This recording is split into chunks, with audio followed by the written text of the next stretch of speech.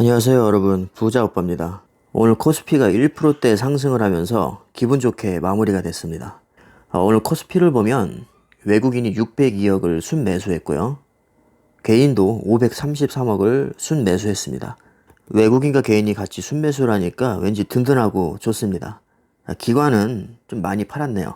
1647억을 순매도를 했습니다. 코스닥은 뭐 거의 보합이고요. 외국인, 기관, 개인 모두 순매수를 했습니다. 프로그램만 233억을 순매도를 했네요. 오늘 코스닥장은 좀 노잼이었던 것 같습니다. 자, 오늘은 삼성전자에게 중요한 날이었죠. 2분기 배당금을 받을 수 있는 마지막 매수일이었습니다. 오늘까지 매수를 완료하신 분은 2분기 배당을 8월 20일에 받을 수 있습니다. 저도 오늘 뭔가 아쉬워서 삼성전자 우선주를 추가 매수를 했습니다. 제가 어제도 21주를 매수를 했었거든요. 오늘도 뭔가 아쉬워서 22주 추가 매수했습니다. 이제 어제 오늘 제가 삼성전자 우선주를 사느냐고 조금 출혈이 컸습니다. 삼성전자는 분기 배당이기 때문에 1년에 4번이나 배당금을 줍니다. 그래서 이 배당금 받는 맛이 상당히 쏠쏠합니다. 8월에 배당이 나오면 저는 당연히 재투자를 할 겁니다. 오늘 삼성전자가 거의 3%대 가까운 상승을 보여줬는데요. 역시 외국인이 220만 주를 순매수를 했습니다. 코스피와는 다르게 기관도 삼성전자를 140만 주나 순매수를 했습니다. 지금 배당 수익률을 보면 2.66%로 나오는데요. 우선주 같은 경우는 지금 3% 초반대가 나옵니다. 우선주의 가격이 더 저렴하기 때문에 배당 수익률이 조금 더 높게 잡힙니다. 왜냐하면 우리가 일반적으로 배당 수익률을 따질 때 현재가를 기준으로 하는 경우가 많거든요. 사실 이게 용어가 여러 가지가 있습니다. 배당 수익률 같은 경우는 주가를 기준으로 바뀔 수 있습니다.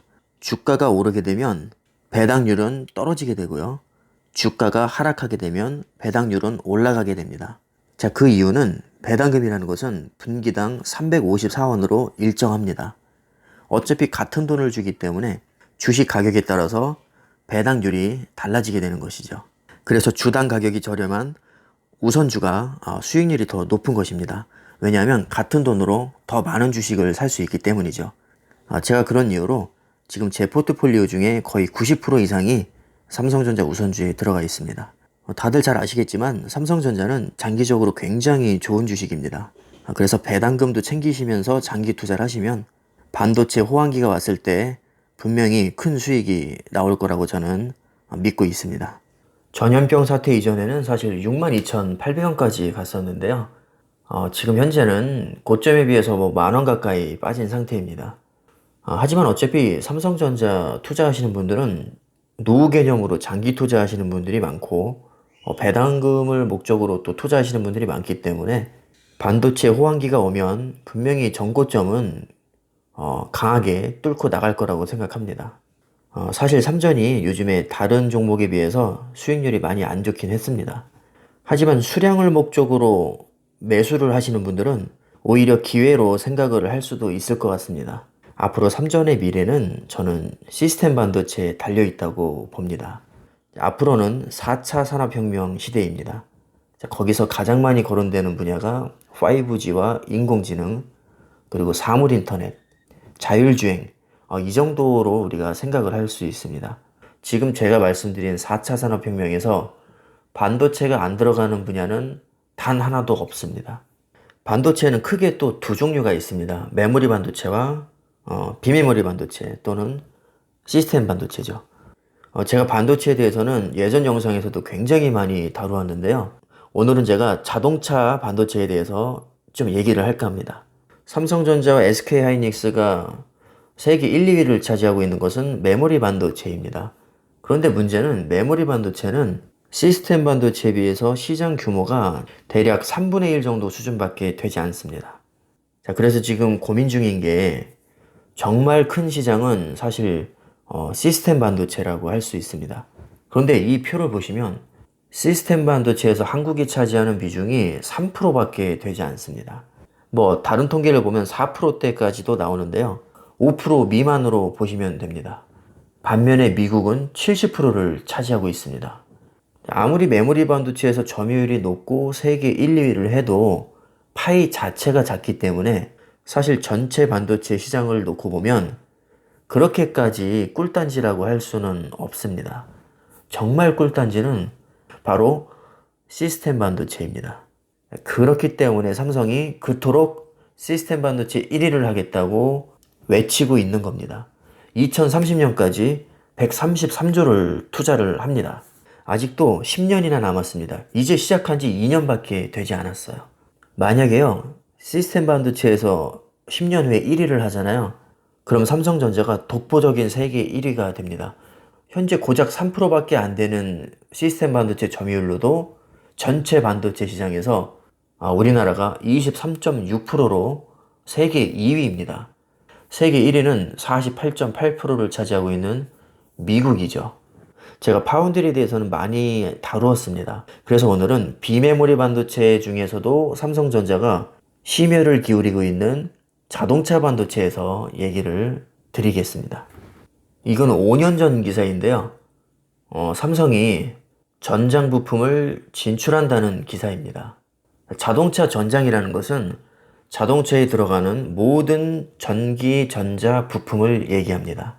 자동차와 반도체는 별로 연관이 없는 것 같지만 상당히 밀접한 연관이 있습니다. 특히 이 자율주행차는 반도체의 집약체입니다. 자율주행하면 센서가 가장 먼저 떠오르죠. 그 센서가 바로 시스템 반도체입니다.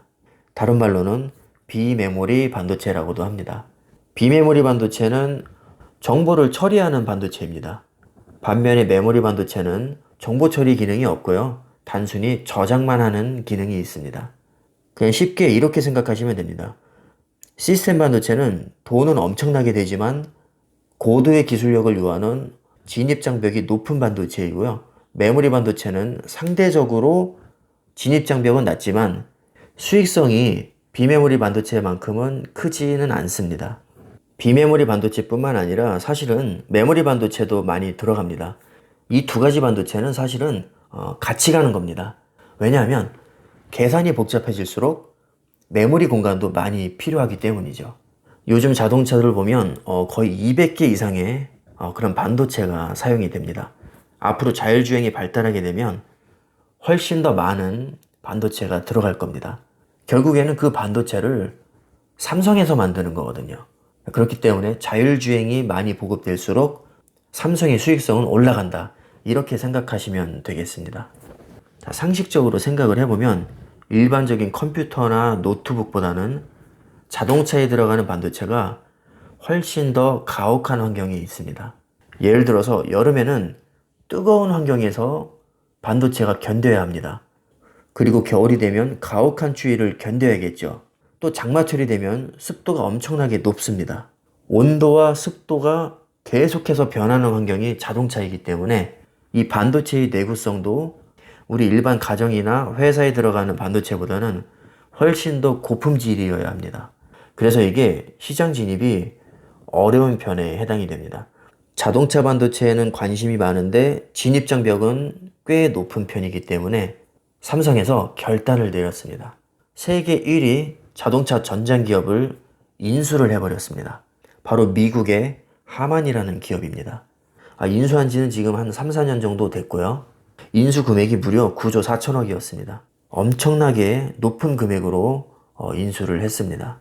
그만큼 이 기업이 가치가 있다는 얘기입니다. 결국에는 시장 가격이 그 기업의 가치를 얘기해 주는 것입니다. 여러분들 JBL 스피커 있죠? 그게 하만의 자회사입니다. 뿐만 아니라 인피니티, 하만카돈, AKG, 렉시콘, 마크레빈슨 이런 스피커들이요. 전부 다 하만 겁니다. 삼성에서 하만을 인수했으니까 당연히 이제는 삼성의 소유가 된 겁니다.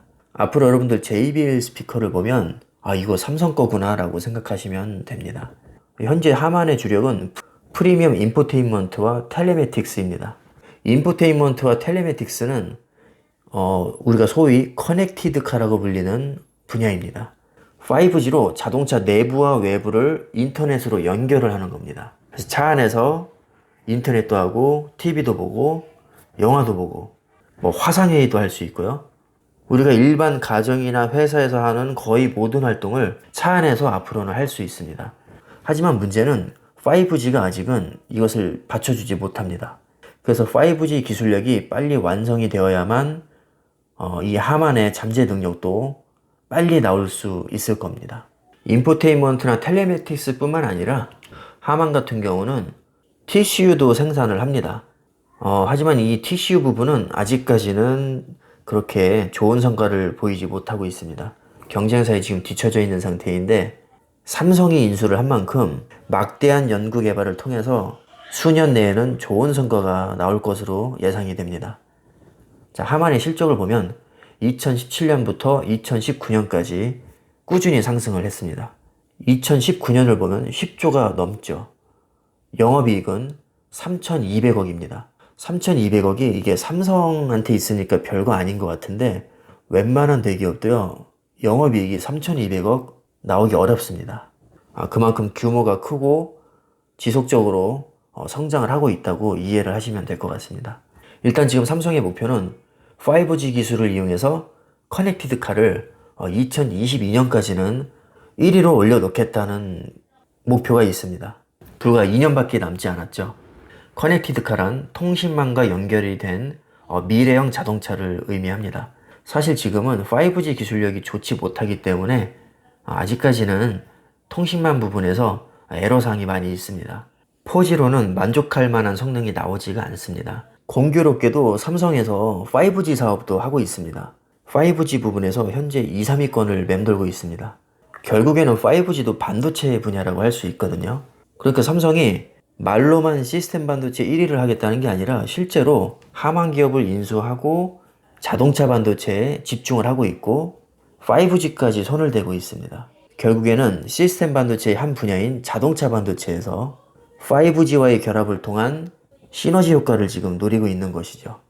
사실 많은 전문가분들도 지금 시스템 반도체에서 삼성이 1위를 하는 게 굉장히 어렵다고 보고 있습니다.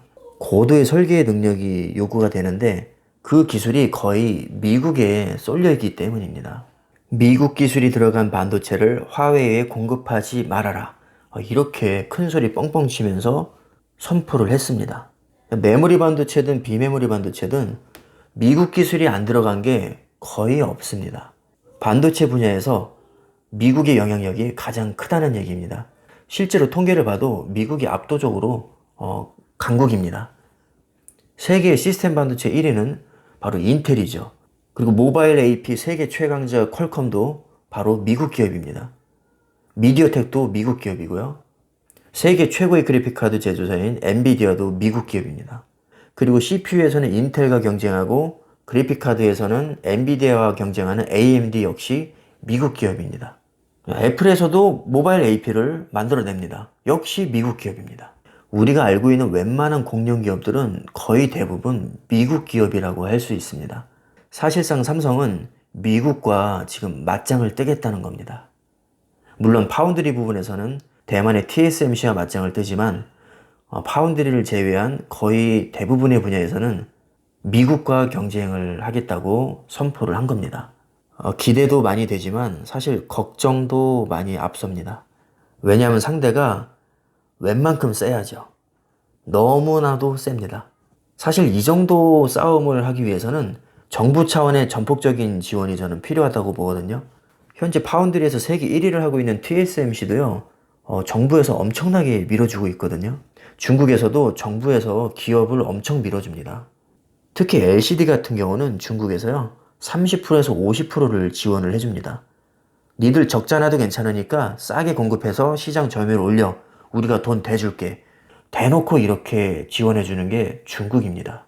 미국도 마찬가지예요. 미국도 반도체 기업에 천문학적인 돈을 지원을 해줍니다. 우리 정부도 삼성에 적극적으로 지원을 해줬으면 좋겠어요. 비메모리 반도체 세계 1위 분명히 쉽지는 않겠지만 주주로서 응원하겠습니다. 오늘 영상은 여기까지 하겠습니다. 감사합니다.